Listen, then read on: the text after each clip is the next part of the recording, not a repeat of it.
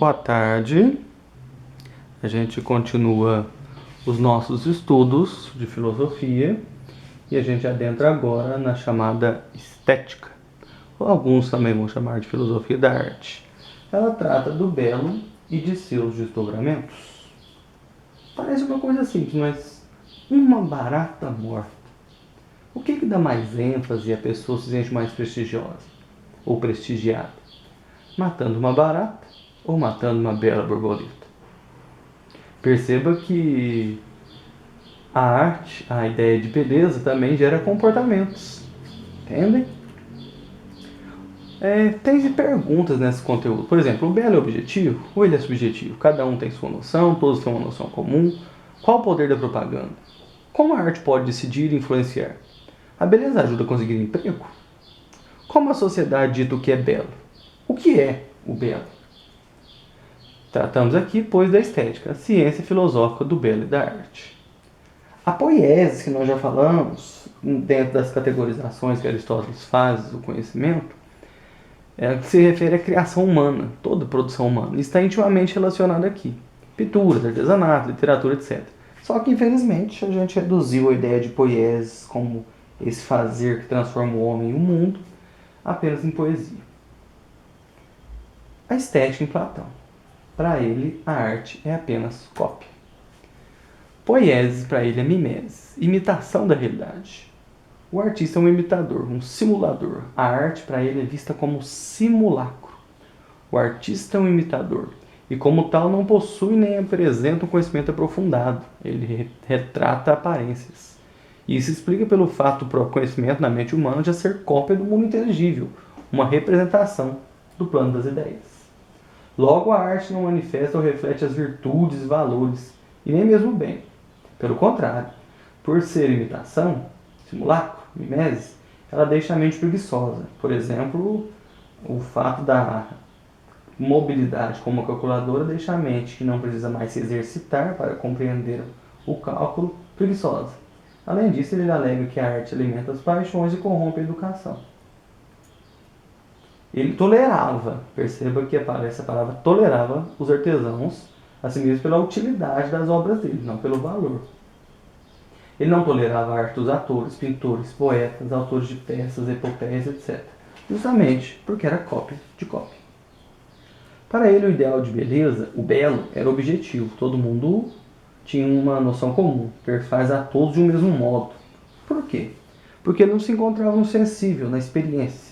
Lembre-se que Platão é racionalista, mas no mundo inteligível, nas formas do inteligível. E como todo mundo já contemplou o que está lá, quando faz reminiscência, lembra do belo aqui. Então, para ele, o belo é inteligível e tem-se uma noção objetiva. Aqui cabiam apenas representações e tecer comentários estéticos, julgando o que seria mais ou não elevado, sem conseguir contemplar o ideal, chegar à beleza em si, uma vez que para ele a experiência do belo corresponde a uma manifestação da alma, e não da sensibilidade, não da empiria. Por isso associou a ideia do belo a outras ideias também chamadas de universais, que é o bom e a verdade. Já em Aristóteles, a estética dele, o belo é considerado catarse, mas também relacionado, considerado mimesis e poiesis. Como ele é empirista, defensor da experiência sensível, esse autor alega que a arte tinha um valor de catarse, ou seja, de purificação. Ele recorda que as obras trágicas eram em si pedagógicas, estimulavam a reflexão sobre o caráter humano. Por quê? A pessoa via sua própria vida ali retratada, ou fatos comuns à vida de muitos, como hoje acontece com novelas e outras situações que o povo se sente no lugar daquele protagonista, daquele antagonista. Estimulou a reflexão sobre o ser humano, sua tragicidade e seu destino. O poema trágico, para ele, é um poema muito elevado. Ele destacou dentre as obras trágicas as de compaixão e as de amor.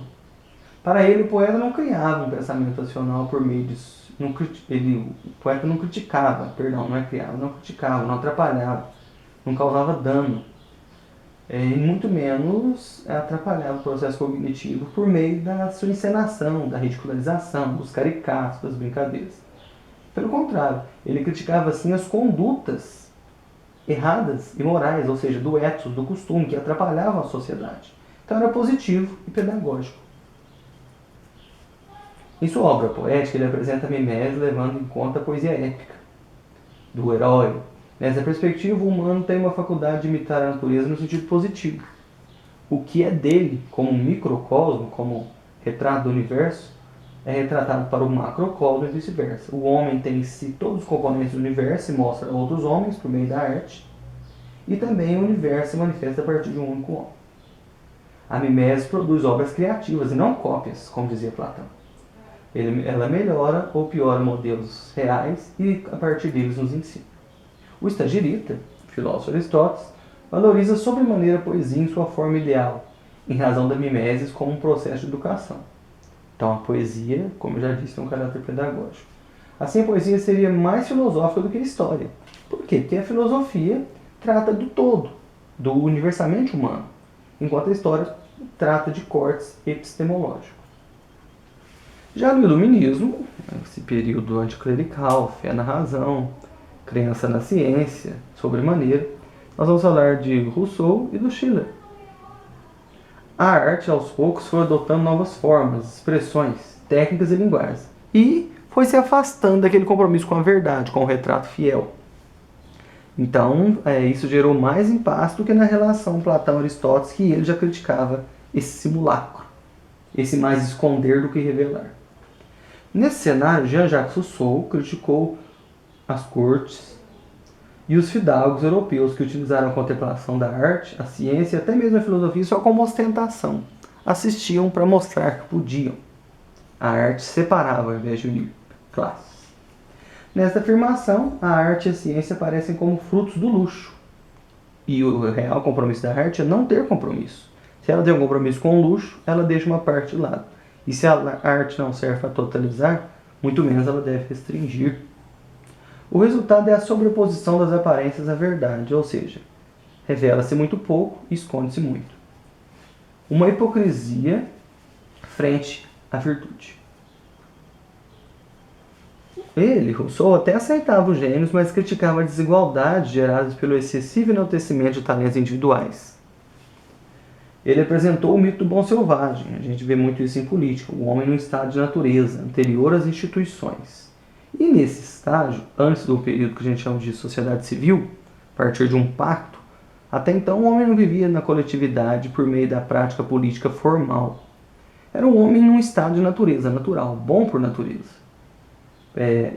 A vida dele era pautada na virtude, na coragem e na lealdade.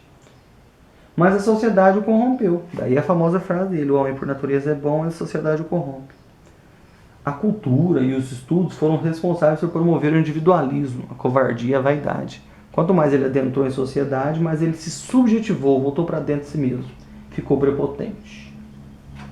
A cultura, recorda ele, quando instalada, ela é irreversível. Criei um modus vivendi, um modus operandi, ou seja, um modo de ser, um modo de agir, que agora ele é passado, ele é transmitido para gerações posteriores. Então, depois que instaurou, é irreversível a questão cultural. Então, cabe àqueles que querem o bem controlar a cultura, nunca entendida como censura, mas no sentido de aprimorá-la e retomar essa pureza, essa ingenuidade de sentimento. Logo, Rousseau aceita tanto a arte quanto as demais expressões culturais para distrair um ser já corrompido. Quer dizer, o homem não voltaria a estado de natureza nem mesmo pela arte, ela não seria tão libertadora assim. Mas pelo menos ela ocuparia a mente desse ser corrompido, evitando o mal. Então ela acaba contribuindo para o bem. Já o Schiller, a arte desperta o que tem de bom no indivíduo. Isso justifica pela nossa natureza racional e de sensibilidade.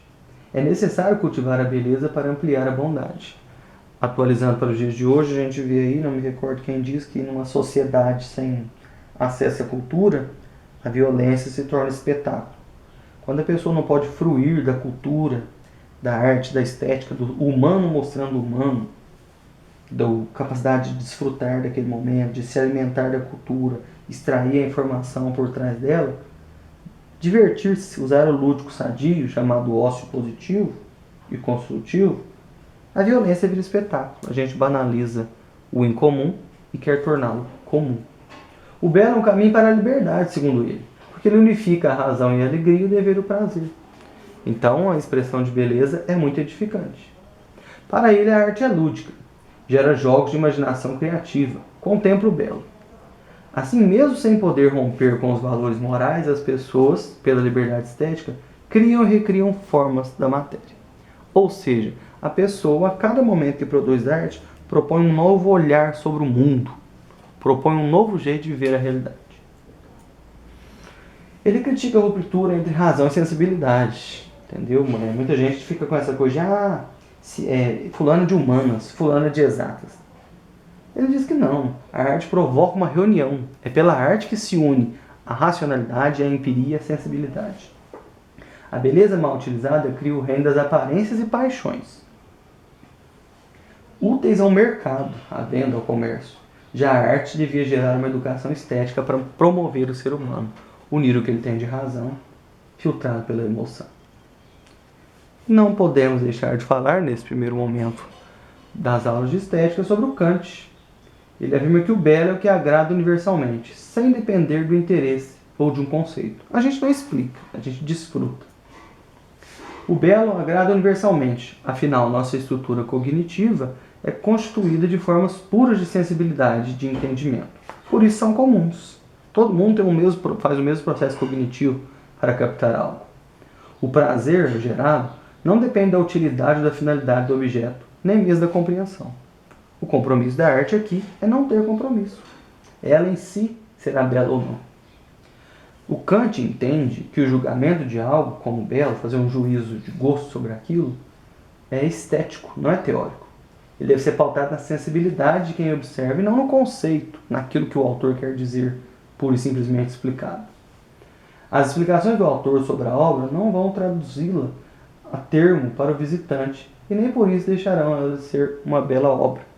Por mais que o cara não tenha acesso ao autor, a quem produziu e o que ele quis dizer, explicações sobre ela originais, ele próprio vai conseguir fruir a beleza dela. Aí o Kant diferencia o agradável, o bom, tudo isso em relação ao belo e depois ao sublime. O agradável para ele é aquilo que é buscado pelo interesse. Não ocorre no caso do belo. O bom depende de um conceito. Para eu dizer o que é uma arte boa, eu vou entrar num sistema de convenções. Um princípio que se deve respeitar. Já o belo, em relação a esses dois conceitos anteriores, não depende nem de normas e nem do interesse. Ele é belo por si mesmo. Ele salta aos olhos. Não precisa entrar no campo da agradabilidade, embora também faça parte dele, e nem só no campo da bondade. Ele é um desejar, um fruir. Quanto ao sublime, esse ponto elevado do belo, Kant estabelece características e efeitos diferentes entre eles. Ele exemplifica como belo o amor, a comédia, as qualidades morais, e como sublime a amizade, a tragédia e o domínio das paixões por meio de princípios. Perceba que o belo vai muito além do compromisso de agradar e de ser bom. E o sublime é a maior ainda captação do belo, que agora é o belo facultado pela razão. Não que ele tenha um compromisso de racionalidade, mas é que agora ele é interpretado sob a lógica da estética. E aí, a gente passa pelo Hegel. Ele trata do belo natural e do belo artístico. Para ele, o belo é ideal.